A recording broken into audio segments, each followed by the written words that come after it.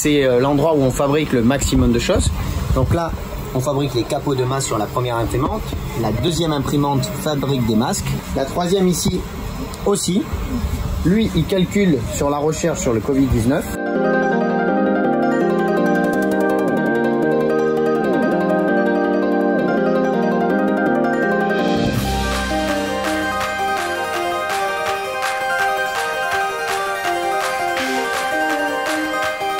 Là à l'avant, on a des visières pour le CHPG qui sont en train d'être fabriquées, qui ressemblent à ça.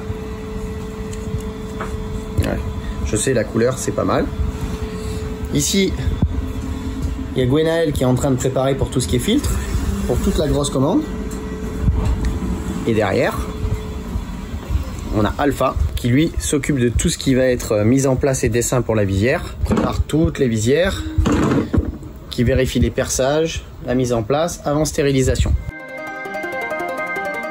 J'ai des amis à moi qui m'ont dit ah, il faut que tu trouves une solution, il n'y a plus de masques, etc.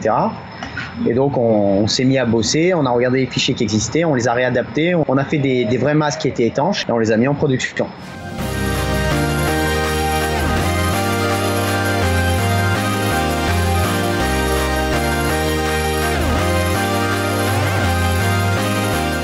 J'ai des professeurs, tu vois, qui viennent du CHPG me voir, comme ça on dessine la bonne visière et ils nous ont donné des conseils. On a modifié par rapport à ce qui existait, on a fait un système flex qui se dégrafe. Le gros problème qu'ils nous disaient, c'est, tu vois, c'était pouvoir stériliser. Donc ils avaient besoin d'un truc qui soit rigide, mais en même temps qui puisse se dégrafer. Donc on a fait une adaptation, il fallait que ça tienne en mode serre-tête, mais pas forcément en mettant l'élastique ou un tout petit élastique, enfin différentes choses. On l'a refait intégralement. Voilà, et on l'a refait intégralement.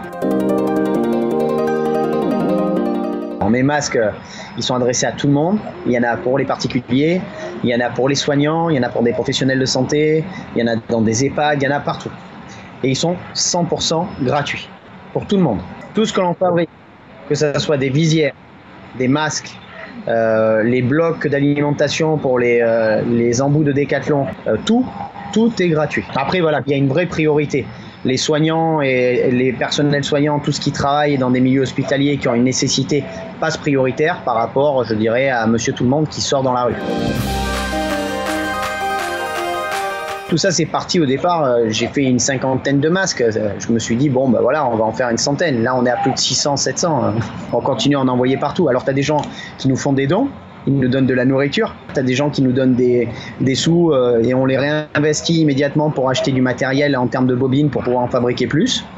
Mais sinon, voilà, les gens m'amènent plein de trucs. Il y a des gens qui se mettent en cuisine pour nous, c'est super.